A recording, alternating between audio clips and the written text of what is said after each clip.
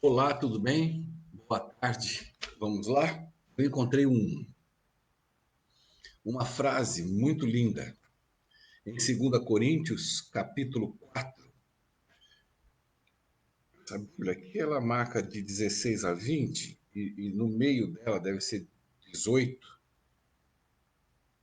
2 Coríntios 4, 18. Mais ou menos por ali. Paulo está falando que agora nós olhamos para dentro de nós. E que agora, com o Messias, unido ao Messias, nós temos a chance de um novo começo. É uma criatura nova. E aí ele diz: a velha vida se foi, uma nova floresce. É demais. Tudo vem de Deus, nos quer em relacionamento com Ele e nos chamou para viver relacionamentos com nossos semelhantes. Deus se reconciliou com o mundo por meio de Jesus, permitindo um novo começo pela oferta de perdão dos pecados. Somos representantes de Cristo. Deus nos usa para persuadir homens e mulheres, deixar as diferenças de lado e ingressar na obra de Deus para reconciliar o ser humano com Ele. Estamos falando por Cristo. Tornem-se amigos de Deus, porque Ele já é amigo de vocês. Como pode? Vocês me perguntam. Em Cristo, eu respondo. Deus o considerou culpado, ele nunca fez nada errado, para que pudéssemos ser considerados sem pecado perante Deus. Isso é muito importante, porque tudo que eu prego, né? Todo dia, toda hora. Muitos brigam, muitos ficam nervosos, os perfeccionistas querem a perfeição não sei da onde. Mas o que mais importa agora é nós entendermos tudo isso.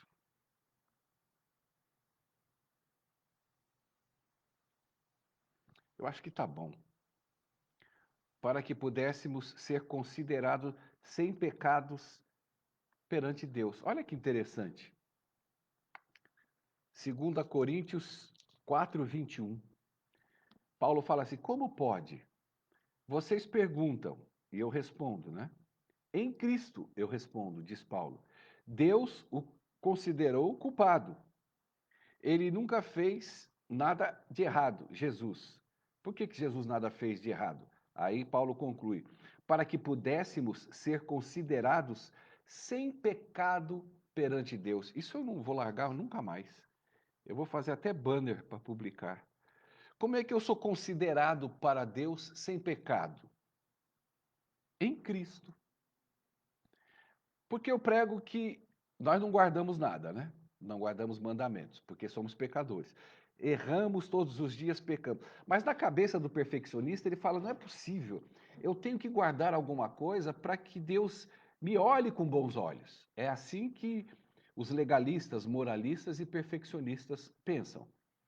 Meu Deus, eu tenho que guardar lei, eu tenho que tentar pelo menos. Ele tem que fazer, ele tem que ter méritos naquilo que ele não deveria ter, porque não adianta. Ele vai se estressar, se amargurar, se sentir mais culpado, e Deus não está nem aí com essa bagunça mental, psíquica e religiosa que o homem cria, porque é tudo muito claro. Só não entende quem não está em Cristo. Ou só não entende quem ainda não conseguiu entender até entender. Por isso que eu prego todos os dias para que você entenda. Então ele diz aqui que Deus nos olha como pessoas culpadas, mas que ele enviou Cristo, que ele nunca e Cristo nunca fez nada de errado, para que pudéssemos ser considerados sem pecado perante Deus. Então, você não tem outro caminho, Xará. Não tem. Você, para não ser considerado ou ser considerado sem pecado, limpo de pecados perante Deus, não são as obras que você faz. Não é guardando lei porque você não guarda, não é guardando sábado, não é deixando de comer carne. Isso para Deus e nada é a mesma coisa. Tudo isso que você faz ou se fizer é para o teu benefício próprio, não é para Deus. Paulo fala isso. Então, não entra e não se estressa, porque Deus só vai te ver sem pecado em Cristo. Agora, isso requer conversão. O legalista, moralista e o perfeccionista, ele não quer se converter. Ele quer fingir que guarda e cometer os seus adultérios, as suas idolatrias e a sua vida pacata numa igreja pacata e morna. Esse é o desejo e não se fala mais nisso. A conversa hoje é outra, mas eu tinha que fazer essa introdução porque nem eu esperava ler esse texto e no decorrer da leitura ele apareceu e vai ser o meu de cabeceira. Eu vou falar muito sobre isso. Muito bom. Mas qual que é a nossa conversa hoje? A lascívia do homem. Lascívia, deixa eu arrumar aqui. O homem tem um problema muito sério. Não que a mulher também não tenha. Mas você tem que entender que existem pecados. Agora, como é que eu salvo aqui? Você tem que entender que um rapaz me escreveu, e eu estou praticamente respondendo para ele, mas eu sei que eu vou responder para muita gente, e eu vou tocar em assuntos aqui que a igreja não toca e que ninguém toca. As pessoas têm medo. E elas preferem se fingirem de santas, maquiarem a sua fátia, do que serem elas mesmas. Isso você sabe. As pessoas procuram dentro de uma igreja ser uma pessoa e fora dela é um tambor rolando, né? É 100% ao contrário do que ela se faz na sua aparência na igreja. Mas vamos entender, esse rapaz falou, Sherry, eu tenho muitos desejos sexuais. Eu tenho muita vontade, eu não paro de olhar mulher, o corpo da mulher, ou na igreja, ou fora da igreja. É um problema muito sério que eu carrego comigo, e isso traz uma culpabilidade muito grande para ele. Aí o negacionista, o perfeccionista e o moralista, ele ataca isso como uma graça desgraçada, como uma graça barata. E ele é o precursor disso. Ele é o tarado mental e visual, mas ele finge que não é. Ele grita que não é, porque ele não tem amor, ele não tem compaixão, ele não está nem aí com o problema do outro. Ele só ataca que se o cara viver assim, é uma graça barata. E o coitado do rapaz é um cristão humilde, salvo por Cristo, e tem um problema pessoal dele, que por algum motivo ele não conseguiu superar. Como alguns conseguiram, outros não comeram carne, outros se sentem bem porque guardam o sábado melhor do que o outro, e assim as pessoas vão atacando os pecados que elas superaram. E a gente sabe e entende que para Deus não há pecados, maior ou menor. Quando a gente começa a dimensionar tamanho de pecado, a gente cai num limbo totalmente fora de Deus. Jesus já teve um encontro com a mulher do poço que teve 6 homens. E o sétimo que ela tinha não era marido dela. Jesus não dimensionou o pecado dela com o pecado dos discípulos, que ele dizia, ô homens de pequena fé. Para ele, não havia diferença. A mulher que ele disse, vai, não peques mais, ele não condenou, ele não falou nada, não deu uma dura nela, não dimensionou que aquele adultério era o pior pecado na vista de Deus. Isso é lixo humano. Isso é cabeça de quem não pensa e de quem não está convertido e não tem amor ao próximo. Então eu quero falar para tirar a angústia dos angustiados. Eu não quero falar para convencer legalista. Eu nunca prego para convencer legalista, porque ele se sente justo. E eu prego para pecador. E o camarada que se sente um justo perante Deus e perante a igreja, ele nunca vai ouvir a mensagem da graça, porque ele não precisa da graça. Ele já recebeu a graça e ele já guarda os mandamentos e a lei de Deus. Então ele está bem. E o moralista, ele tem tanta moral dentro do coração e do olhar e da vida e da mente dele, que ele também está satisfeito em si, abastado, não precisa de nada. Então eu prego, e quando eu respondo para legalistas no meu Facebook, eu respondo para aqueles que leem. Eu não estou preocupado em convencer o camarada, porque ele não quer ser convencido. Ele está satisfeito com a vida que ele tem, que ele leva. Ele se acha. Então, dele você não muda. Ele sai nas tangentes para não se converter e não enxergar a podridão que ele é como homem, como ser humano. Agora, um garoto desse que me procura, um rapaz, já homem e casado, me procurou num desespero, falou num desespero de causa. É um rapaz convertido, batizado, pregador, com cargo, mas desesperado porque não consegue vencer algo que o está levando a uma culpa sem tamanho. E eu acabei de ler um texto aqui que Deus te olha sem pecado quando você tem a Cristo. Agora, o que eu vou dizer aqui não é para salvação ou para santificação. Porque você pode deixar de olhar o corpo das mulheres, desejarem as mulheres, os seios, o quadril, seja lá o que for que te chama a atenção e que te leva a desejos. Você pode parar de olhar e você não vai para o céu por causa disso. Você pode parar de comer carne e guardar o sábado, você não vai para o céu por causa disso. Quem vai te levar para o céu é o amor por Jesus, pela causa e pelo próximo. As dificuldades que se encontra no caminhar, por isso que o meu livro A Maravilhosa Graça é um caminho a percorrer, porque Paulo sofria, porque alguma coisa ele carregava dentro dele que ele não confessou para nós. Mas quando alguém, a nível de Paulo, diz que ele é um miserável, é porque a coisa está feia. E todos nós temos coisas feias. Não é só você, meu querido. Mulheres têm também. Outros homens casados, pastores têm também. Esposas de pastores também têm. Anciãos, esposas de. Ninguém está livre da carnalidade. Ninguém está livre de se perder dentro de uma igreja, da religião, ou mesmo em Cristo, e não conseguir superar algum pecado que ele vem trazendo na sua vida, na sua construção de memória, na sua parte psicológica. Então eu quero que você fique em paz e saiba que o que vai te levar para o inferno é você estar separado de Jesus. Agora, um trabalho que nós vamos fazer é independentemente de te salvar ou não, porque eu vou te ajudar, eu vou te dar um caminho, vou te mostrar do porquê você e tantas outras pessoas que vão ouvir esse vídeo e que vão tirar uma culpa do coração e da mente que os vai fazer estar mais próximo de Deus.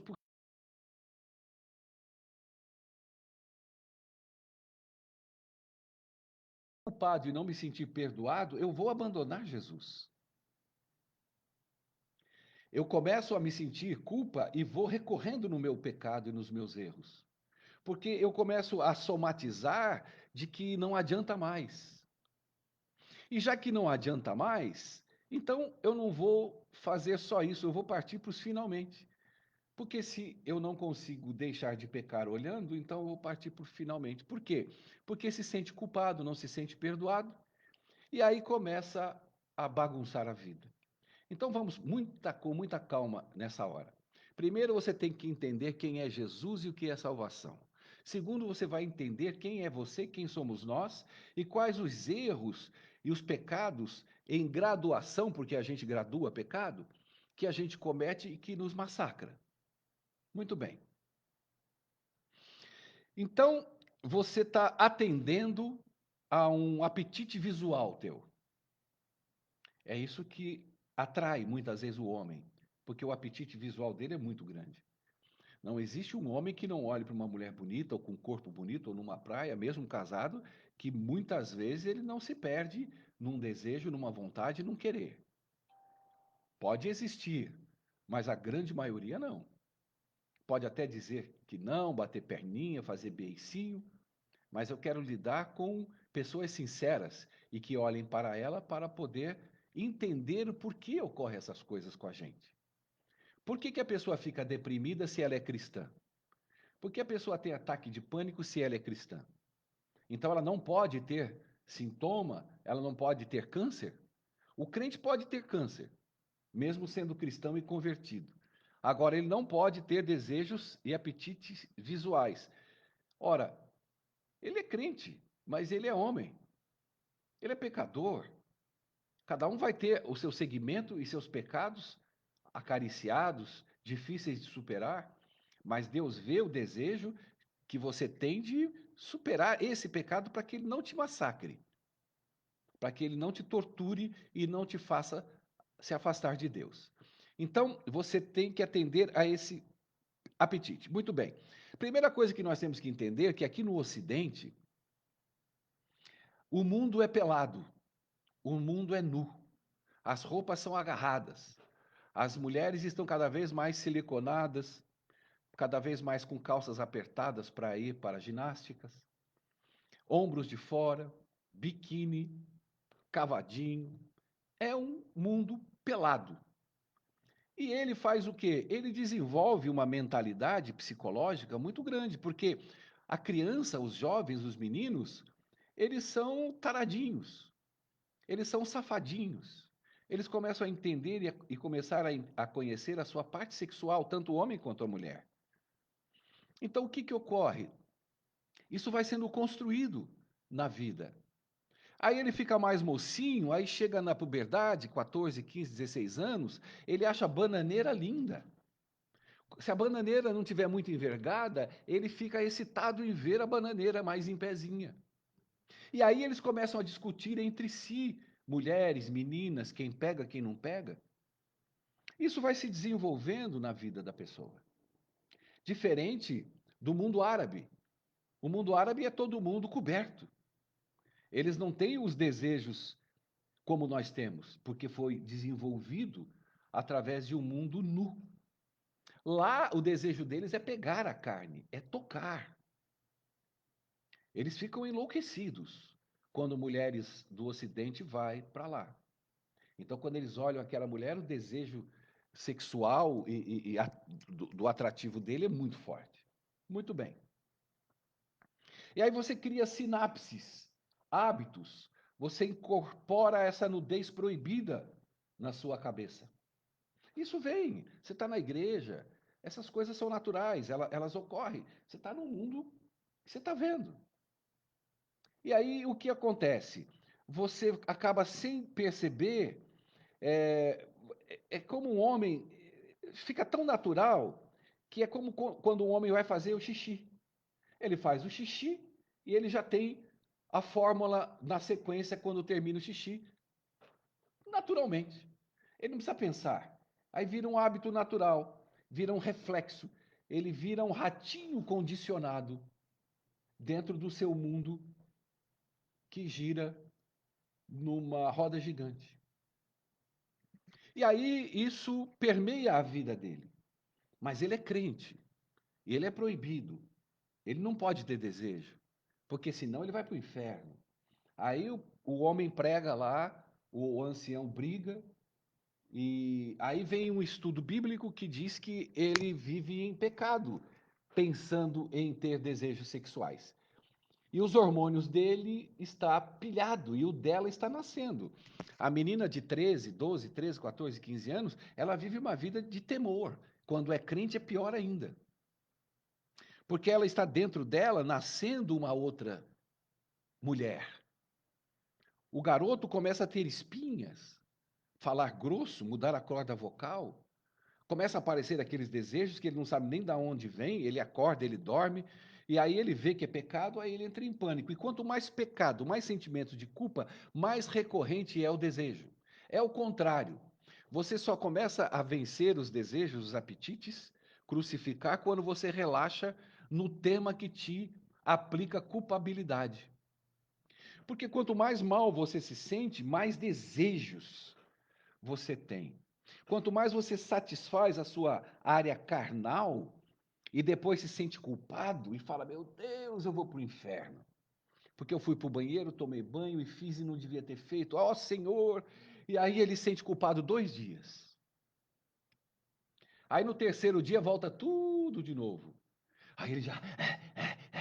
Por quê? A culpabilidade gera esse vício recorrente. E aí você acaba não realizando os seus desejos sexuais e ao mesmo tempo você se autoriza a tua mente a ter os seus desejos visual na tua sexualidade, porque você não quer ir para o ato, porque é pecado. E aí você entra nessa roda gigante, aí você enlouquece. E a menina que está se transformando mulher, que começa a vir a regra, que começa a nascer os seios, o quadril a desenvolver, ela já começa a ter um olhar diferente para um homem, nos seus desejos, tudo começa, os hormônios a pilharem, e aí vem a crentaiada na cabeça dela, aí ela pira. E quando a pessoa vê uma coisa que é tão natural e tão normal para um homem e para a mulher, aquilo vira um ato demoníaco, essas pessoas vão vivendo uma culpabilidade sem preço e sem tamanho. E ai de você se pregar isso numa igreja. Você é decepado. Então, o que ocorre? Esse é um ponto. Você tem sinapses. Hoje você é um homem. E essas sinapses vigoram e são vigoradas na sua mente. E aí você não consegue superá-las. Depois eu vou dar dicas para você. Muito bem, essa é uma razão. Uma segunda razão é você não ter realizado a tua vida sexual e de homem por completo e numa plenitude como uma mulher normalmente, não é que seja a maioria, mas normalmente ela se sente preparada para um casamento. O homem passa uma vida inteira na sua caça, nos seus desejos, nas suas conquistas. E aí você de repente casa e não tem esses desejos realizados.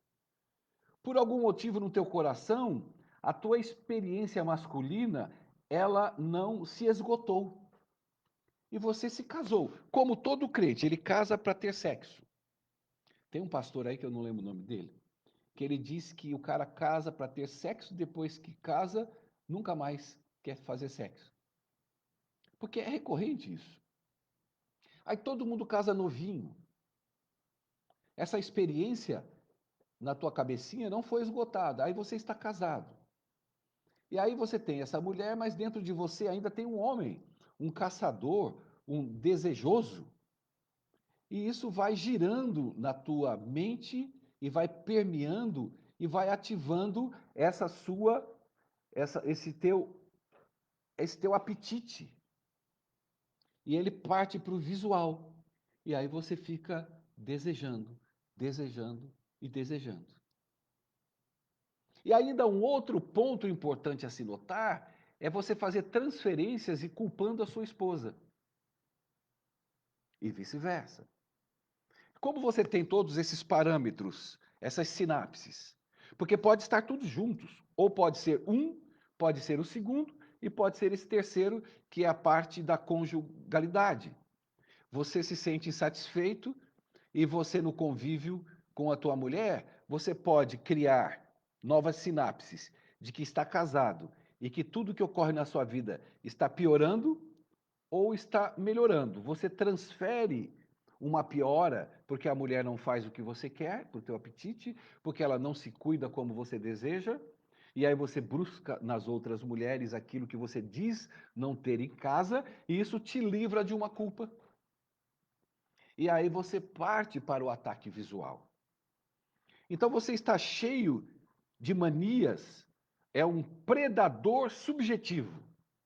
Você está buscando a caça nesses 3 itens, ou em todos juntos, ou em 2. E aí o que acontece? Torna vício. E você não percebe. Aí você é um viciado. E aí você é um crente viciado. E aí você ora, ora, mas você não quer deixar o vício. Você ora, jejua, vai para a igreja, chora, mas não quer deixar o vício. e não percebe. E aí começa a se sentir culpado perante Deus e vai se enfraquecendo na fé. E a igreja vai sendo só uma casa que você visita aos sábados. Ou às vezes vai de quarta, sábado, domingo para tirar a culpabilidade daquilo, do ato que você praticou ou desejou praticar. Aí a tua vida vira um inferno e aí você se torna incapaz de parar, porque você criou um hábito carnal. Você se tornou um adolescente de 30 e tantos anos, quase 40 anos. Você é um imaturo sexual, um imaturo marido, um homem imaturo. E aí tudo isso gira em torno da sua vida, e aí há uma separação involuntária do que é ser de Cristo e o homem na sua cabeça pervertido. Então você tem que começar a trabalhar essa maturidade, a enxergar esses pontos que eu te falei, e você começar a dar um chega para lá. Não como crente, mas como homem. Porque senão você vai transferir para Cristo, que é a pior coisa que tem. Meu Deus, meu Deus, meu Deus. Eu não amo a minha mulher, não tenho desejo por ela. Faz eu ter. Não vai fazer nada. Deus não vai fazer nada. Deus não se mete na vida de marido e mulher. Porque quem põe a colher se dá mal na sequência. Até porque ele não vai enfiar coisa em você, porque são duas pessoas. Como é que ele vai enfiar coisa em você e aqui? Como é que fica? Aí você manda enfiar lá. Aí ninguém é ninguém, porque ele vai enfiando coisas. Então, as decisões, elas têm que partir de você. Eu não estou falando de salvação e de santificação. Eu estou falando de culpabilidade e de atos que você mesmo pode se cuidar e deixar de cometer. Crescendo como homem, fazendo terapia. Isso é muito importante. Tomando atitudes de homem, de macho. Você é macho para desejar, você pode ser macho de começar a subjugar a tua carne. Porque é a atitude de quem está em depressão, é a mesma coisa, se ela não tomar a posição. Jesus diz em Isaías: levanta-te que eu te ouvirei. Quando você, a partir de agora, começar a dar uns tapas na tua bunda, na tua mão, puxar a tua orelha, você mesmo, e começar a criar novas sinapses, e abandonar a infantilidade, abandonar de atender esse apetite, automaticamente essas sinapses serão criadas em você e você vai se libertando desses atos. E aí sim, Jesus vai começar a atender você. Por quê? Porque você não queria ser atendido. Não é que Jesus não tem poder. Não é que o fruto do Espírito que dá domínio próprio não te daria poder para superar isso. Não, é que você não quis, não queria e não quer o fruto do Espírito. Você não tem desejo do domínio próprio, você tem desejo do desejo que você tem, porque você é um viciado.